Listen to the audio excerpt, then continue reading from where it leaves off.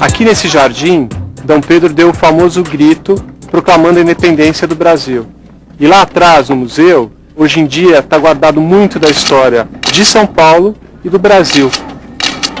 Fazer a independência do Brasil era uma necessidade política, econômica e administrativa.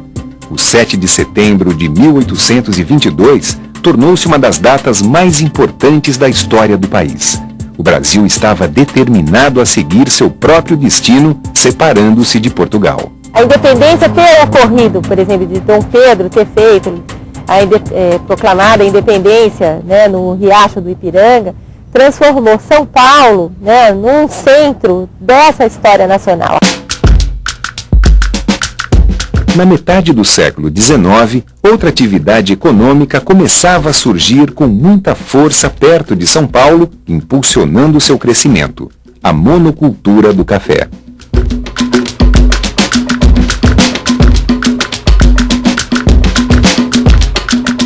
São Paulo vai ter seu cotidiano bem modificado com o crescimento da economia cafeeira, né? São Paulo vai enriquecer, as fazendas vão prosperar no Vale do Paraíba, depois vão se expandir para o Oeste Paulista, e os fazendeiros, a partir das últimas 2 décadas do século XIX, vão começar a construir as suas casas e trazer as suas famílias para a cidade de São Paulo, né?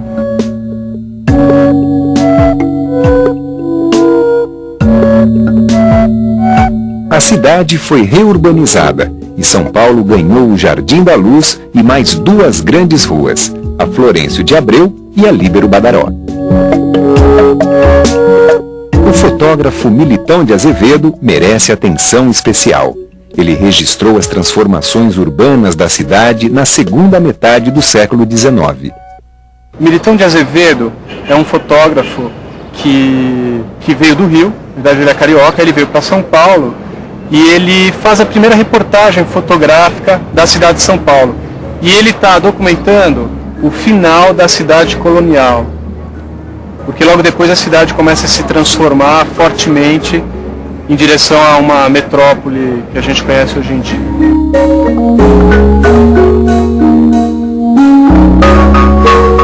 Sua principal obra editada é o álbum comparativo da cidade de São Paulo.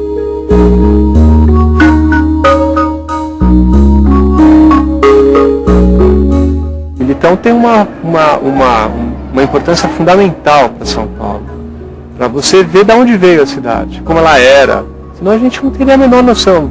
A gente nasceu nessa cidade grande, a gente podia acreditar que a cidade sempre foi assim.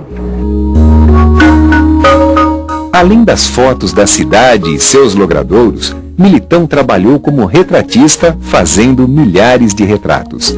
Esses trabalhos foram revolucionários ao tratar com igualdade nobres e servos, colocando-os frente ao mesmo fundo e vestidos com as mesmas roupas, sem os preconceitos tão comuns àquela época.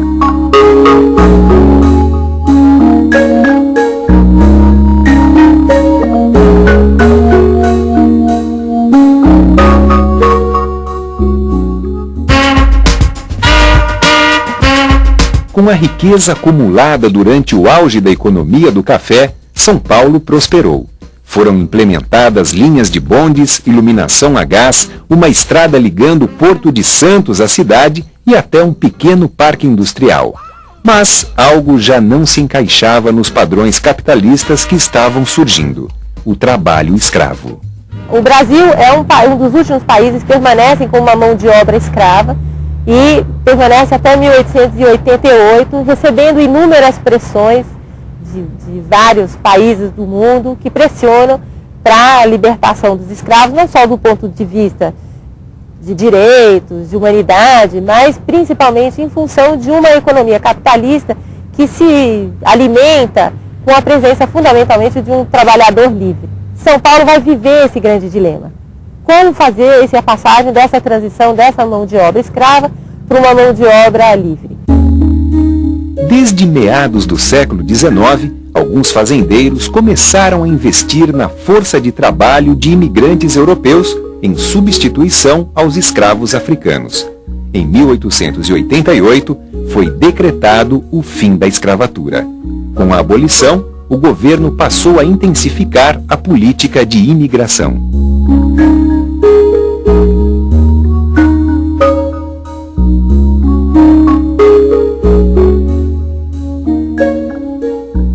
Dentro da Europa existia uma série de problemas em relação ao trabalhador, que ele estava passando por uma série de crises, de desemprego, fome no campo, principalmente na Itália, né, com o processo de reunificação.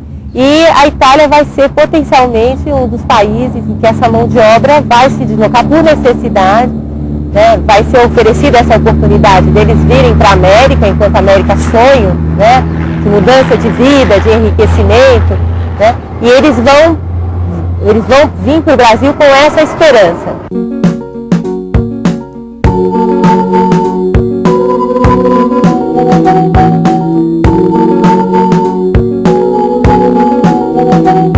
Alguns tentam permanecer na cidade, alguns deles, por terem mão de obra especializada, serão artesãos. Alguns imigrantes já chegam aqui com capitais e vão ser também os pioneiros em algumas indústrias, principalmente indústrias alimentícias, em São Paulo, né, que é a história, por exemplo, da família Matarazzo, que vão enlatar as banhas, né, e vão vender as banhas, né, e que vão prosperar. E a cidade, com essa presença desses imigrantes, vai mudar. Os bairros que vão abrigar essas populações de imigrantes também crescem, como é o caso do Bom Retiro, né, do Bexiga, que vai para o Bexiga até hoje. É um bairro considerado um bairro de italianos, por conta dessa história da concentração de uma população de imigrantes italianos na cidade de São Paulo. Vai receber também imigrantes de outros lugares do mundo, como muitos japoneses.